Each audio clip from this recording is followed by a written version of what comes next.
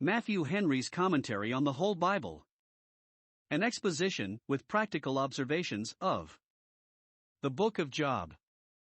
Chapter 17.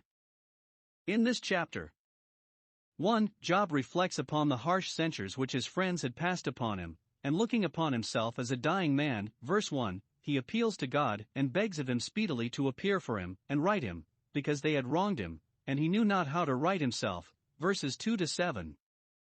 But he hopes that, though it should be a surprise, it will be no stumbling block to good people to see him thus abused, verses 8 and 9. 2. He reflects upon the vain hopes they had fed him with, that he should yet see good days, showing that his days were just at an end, and with his body all his hopes would be buried in the dust, verses 10 to 16. His friends becoming strange to him, which greatly grieved him, he makes death and the grave familiar to him, which yielded him some comfort. Job 17 verses 1 to 9. Job's discourse is here somewhat broken and interrupted, and he passes suddenly from one thing to another, as is usual with men in trouble, but we may reduce what is here said to three heads. 1. The deplorable condition which poor Job was now in, which he describes, to aggravate the great unkindness of his friends to him, and to justify his own complaints. Let us see what his case was. 1. He was a dying man, verse 1. He had said, chapter 16 verse 22, when a few years have come, I shall go that long journey. But here he corrects himself. Why do I talk of years to come? Alas! I am just setting out on that journey, am now ready to be offered, and the time of my departure is at hand. My breath is already corrupt, or broken off, my spirits are spent, I am a gone man.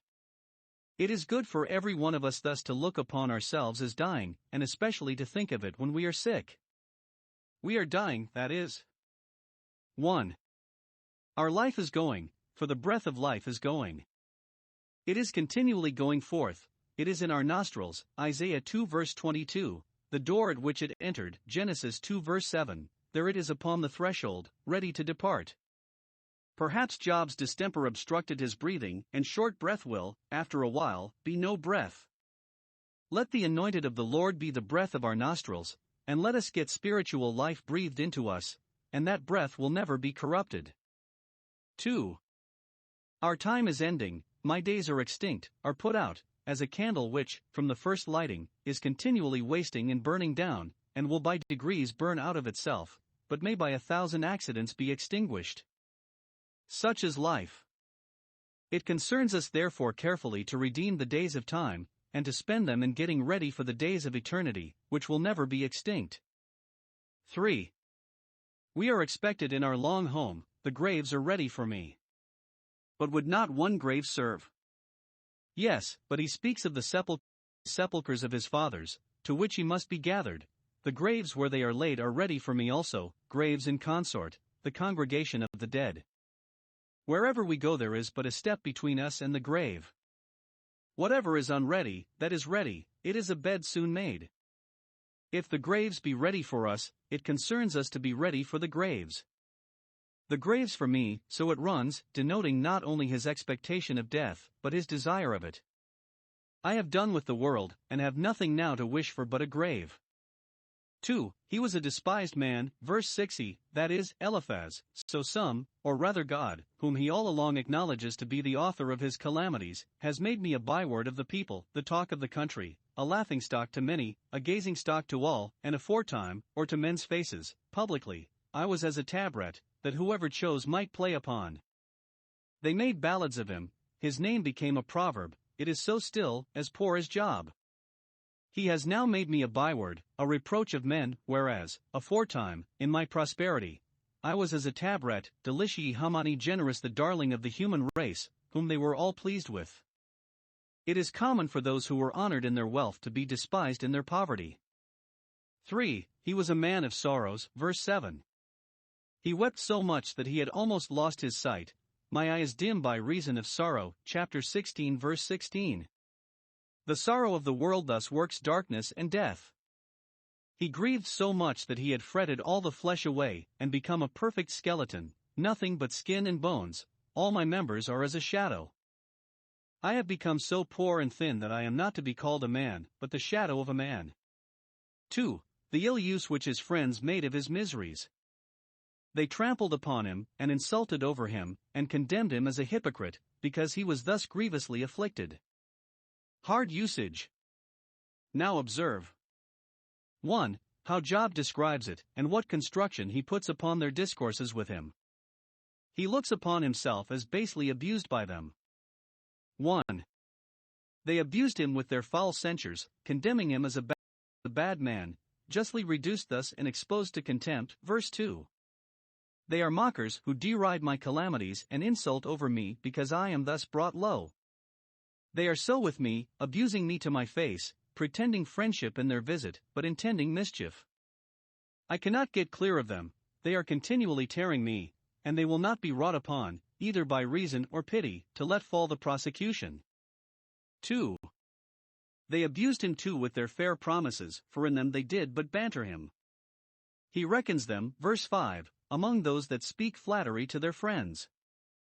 They all came to mourn with him. Eliphaz began with a commendation of him, chapter 4 verse 3. They had all promised him that he would be happy if he would take their advice. Now all this he looked upon as flattery, and as designed to vex him so much the more. All this he calls their provocation, verse 2. They did what they could to provoke him, and then condemned him for his resentment of it, but he thinks himself excusable when his eye continued thus in their provocation. It never ceased, and he never could look off it. Note the unkindness of those that trample upon their friends in affliction, that banter and abuse them then, is enough to try, if not to tire, the patience even of Job himself. 2. How he condemns it. 1. It was a sign that God had hidden their heart from understanding, verse 4, and that in this matter they were infatuated, and their wonted wisdom had departed from them. Wisdom is a gift of God, which he grants to some and withholds from others, grants at some times and withholds at other times. Those that are void of compassion are so far void of understanding. Where there is not the tenderness of a man, one may question whether there be the understanding of a man. 2. It would be a lasting reproach and diminution to them, therefore shalt thou not exalt them. Those are certainly kept back from honor whose hearts are hidden from understanding. When God infatuates men, he will abase them. Surely those who discover so little acquaintance with the methods of providence shall not have the honor of deciding this controversy. That is reserved for a man of better sense and better temper, such a one as Elihu afterwards appeared to be. 3. It would entail a curse upon their families. He that thus violates the sacred laws of friendship forfeits the benefit of it, not only for himself, but for his posterity. Even the eyes of his children shall fail, and, when they look for succor and comfort from their own and their father's friends, they shall look in vain as I have done, and be as much disappointed as I am in you. Note, those that wrong their neighbors may thereby, in the end, wrong their own children more than they are aware of.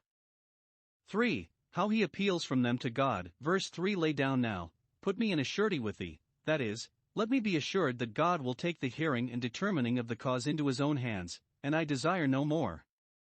Let someone engage for God to bring on this matter.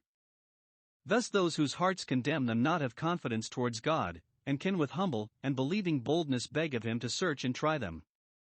Some make Job here to glance at the mediation of Christ, for he speaks of a surety with God, without whom he durst not appear before God, nor try his cause at his bar, for, though his friends' accusations of him were utterly false, yet he could not justify himself before God, but in a mediator. Our English annotations give this reading of the verse: appoint, I pray thee, my surety with thee, namely, Christ who is with thee in heaven, and has undertaken to be my surety. Let him plead my cause, and stand up for me. And who is he then that will strike upon my hand? That is, who dares then contend with me? Who shall lay anything to my charge if Christ be an advocate for me? Romans 8 verses 32 and 33. Christ is the surety of the better testament, Hebrews 7 verse 22, a surety of God's appointing, and, if he undertake for us, we need not fear what can be done against us. 3. The good use which the righteous should make of Job's afflictions from God, from his enemies, and from his friends, verses 8 and 9. Observe here. 1. How the saints are described. 1. They are upright men, honest and sincere, and that act from a steady principle, with a single eye. This was Job's own character, chapter 1 verse 1, and probably he speaks of such upright men especially as had been his intimates and associates. 2. They are the innocent, not perfectly so, but innocence is what they aim at and press towards. Sincerity is evangelical innocency, and those that are upright are said to be innocent from the great transgression, Psalm 19 verse 13. 3. They are the righteous, who walk in the way of righteousness. 4. They have clean hands, kept clean from the gross pollutions of sin, and, when spotted with infirmities, washed with innocency, Psalm 26 verse 6. 2. How they should be affected with the account of Job's troubles. Great inquiry, no doubt, would be made concerning him, and every one would speak of him and his case. And what use will good people make of it? 1. It will amaze them. Upright men shall be astonished at this. They will wonder to hear that so good a man as Job should be so grievously afflicted in body, name, and estate, that God should lay his hand so heavily upon him, and that his friends, who ought to have comforted him, should add to his grief, that such a remarkable saint should be such a remarkable sufferer, and so useful a man laid aside in the midst of his usefulness. What shall we say to these things? Upright men, though satisfied in general that God is wise and holy in all he does, yet cannot but be astonished at such dispensations of providence, paradoxes which will not be unfolded till the mystery of God shall be finished. 2. It will animate them. Instead of being deterred from and discouraged in the service of God, by the hard usage which this faithful servant of God met with, they shall be so much the more emboldened to proceed and persevere in it. That which was St. Paul's care, 1 Thessalonians 3 verse 3, was Job's, that no good man should be moved, either from his holiness or his comfort, by these afflictions, that none should, for the sake hereof, think the worse of the ways or work of God. And that which was St. Paul's comfort was his too, that the brethren in the Lord would wax confident by his bonds, Philippians 1 verse 14. They would hereby be animated. 1. To oppose sin and to confront the corrupt and pernicious inferences which evil men would draw from Job's sufferings, as that God has forsaken the earth, that it is in vain to serve him, and the like. The innocent shall stir up himself against the hypocrite, will not bear to hear this, Revelation 2 verse 2, but will withstand him to his face, will stir up himself to search into the meaning of such providences and study these hard chapters, that he may read them readily, will stir up himself to maintain religion's just but injured cause against all its opposers. Note, the boldness of the attacks which profane people make upon religion should sharpen the courage and resolution of its friends and advocates. It is time to stir when proclamation is made in the gate of the camp, who is on the Lord's side. When vice is daring, it is no time for virtue, through fear, to hide itself. 2. To persevere in religion. The righteous, instead of drawing back, or so much as starting back, at this frightful spectacle, or standing still to deliberate whether he should proceed or no, allude to 2 Samuel 2 verse 23, shall with so much the more constancy and resolution hold on his way and press forward. Though in me he foresees that bonds and afflictions abide him, yet none of these things shall move him, Acts 20 verse 24. Those who keep their eye upon heaven as their end will keep their feet in the paths of religion as their way, whatever difficulties and discouragements they meet with in it. 3. In order thereunto to grow in grace. He will not only hold on his way notwithstanding, but will grow stronger and stronger. By the sight of other good men's trials, and the experience of his own, he will be made more vigorous and lively in his duty, more warm and affectionate, more resolute and undaunted. The worse others are, the better he will be. That which dismays others emboldens him. The blustering wind makes the traveler gather his cloak the closer about him and gird it the faster. Those that are truly wise and good will be continually growing wiser and better. Proficiency in religion is a good sign of sincerity in it. Job 17 verses 10 to 16. Job's friends had pretended to comfort him with the hopes of his return to a prosperous estate again. Now he here shows 1. That it was their folly to talk so. Verse 10. Return, and come now, be convinced that you are in an error, and let me persuade you to be of my mind, for I cannot find one wise man among you, that knows how to explain the difficulties of God's providence or how to apply the consolations of his promises.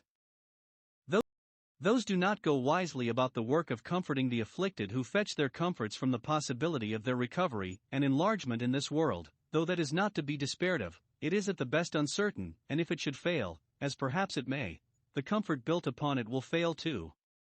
It is therefore our wisdom to comfort ourselves and others in distress with that which will not fail, the promise of God, His love and grace, and a well-grounded hope of eternal life. 2. That it would he much more his folly to heed them, for 1. All his measures were already broken, and he was full of confusion, verses 11 and 12. He owns he had, in his prosperity, often pleased himself both with projects of what he should do and prospects of what he should enjoy, but now he looked upon his days as past, or drawing towards a period. All those purposes were broken off and those expectations dashed.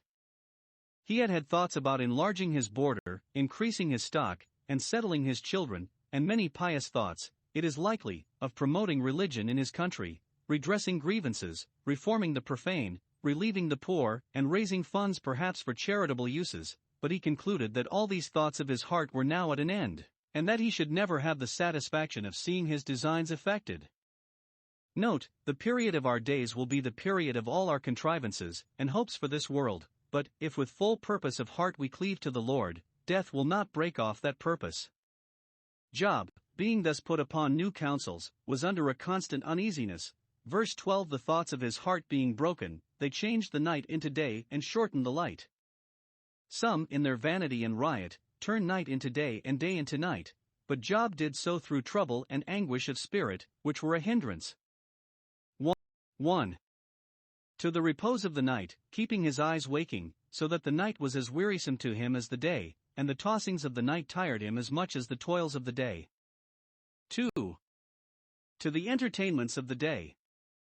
The light of the morning is welcome, but, by reason of this inward darkness, the comfort of it is soon gone, and the day is to me as dismal as the black and dark night. Deuteronomy 28 verse 67. See what reason we have to be thankful for the health and ease which enable us to welcome both the shadows of the evening and the light of the morning. 2. All his expectations from this world would very shortly be buried in the grave with him, so that it was a jest for him to think of such mighty things as they had flattered him with the hopes of. Chapter 5 verse 19, chapter 8 verse 21, chapter 11 verse 17. Alas! You do but make a fool of me. 1. He saw himself just dropping into the grave. A convenient house, an easy bed, and agreeable relations are some of those things in which we take satisfaction in this world. Job expected not any of these above ground. All he felt, and all he had in view, was unpleasing and disagreeable, but underground he expected them. 1. He counted upon no house but the grave. Verse 13. If I wait, if there be any place where I shall ever be easy again, it must be in the grave. I should deceive myself if I should count upon any outlet from my trouble, but what death will give me. Nothing is so sure as that. Note, in all our prosperity it is good to keep death in prospect. Whatever we expect, let us be sure to expect that, for that may prevent other things which we expect, but nothing will prevent that. But see how he endeavors not only to reconcile himself to the grave, but to recommend it to himself. It is my house. The grave is a house, to the wicked it is a prison house. Chapter 24 verses 19 and 20. To the godly it is Bethabara, a passage house in their way home. It is my house, mine by descent, I am born to it, it is my father's house. It is mine by purchase. I have made myself obnoxious to it. We must every one of us shortly remove to this house, and it is our wisdom to provide accordingly. Let us think of removing and send before to our long home. 2. He counted upon no quiet bed but in the darkness. There, says he, I have made my bed. It is made, for it is ready, and I am just going to it. The grave is a bed, for we shall rest in it in the evening of our day on earth, and rise from it in the morning of our everlasting day. Isaiah 57 verse 2. Let this make good people willing to die. It is but going to bed, they are weary and sleepy, and it is time that they were in their beds. Why should they not go willingly when their Father calls? Nay, I have made my bed, by preparation for it, have endeavored to make it easy, by keeping conscience pure, by seeing Christ lying in this bed, and so turning it into a bed of spices, and by looking beyond it to the resurrection. 3. He counted upon no agreeable relations but what he had in the grave. Verse 14, I have cried to corruption, that is, to the grave, where the body will corrupt. Thou art my father, for our bodies were formed out of the earth, and to the worms there. You are my mother and my sister, to whom I am allied, for man is a worm and with whom I must be conversant, for the worms shall cover us. Chapter 21 verse 26. Job complained that his kindred were estranged from him. Chapter 19 verses 13 and 14. Therefore here he claims acquaintance with other relations that would cleave to him when those disowned him. Note: first, we are all of us near akin to corruption and the worms. Secondly, it is therefore good to make ourselves familiar with them by conversing much with them in our thoughts and meditations, which would very much help us above the inordinate love of life and fear of death. 2. He saw all his hopes from this world dropping into the grave with him. Verses 15 and 16, seeing I must shortly leave the world, where is now my hope? How can I expect to prosper who do not expect to live? He is not hopeless, but his hope is not where they would have it be. If in this life only he had hope, he was of all men most miserable. No, as for my hope, that hope which I comfort and support myself with, who shall see it? It is something out of sight that I hope for, not things that are seen, that are temporal, but things not seen, that are eternal. What is his hope? He will tell us, chapter 19 verse 25, Non est mortale quod opto, immortale pito. I seek not for that which perishes, but for that which abides forever. But as for the hopes you would buoy me up with, they shall go down with me to the bars of the pit. You are dying men and cannot make good your promises. I am a dying man, and cannot enjoy the good you promise. Since, therefore, our rest will be together in the dust, let us all lay aside the thoughts of this world and set our hearts upon another. We must shortly be in the dust, for dust we are, dust and ashes in the pit, under the bars of the pit, held fast there, never to loose the bands of death till the general resurrection. But we shall rest there, we shall rest together there. Job and his friends could not agree now, but they will both be quiet in the grave. The dust of that will shortly stop their mouths, and put an end to the controversy. Let the foresight of this cool the heat of all contenders and moderate the disputers of this world.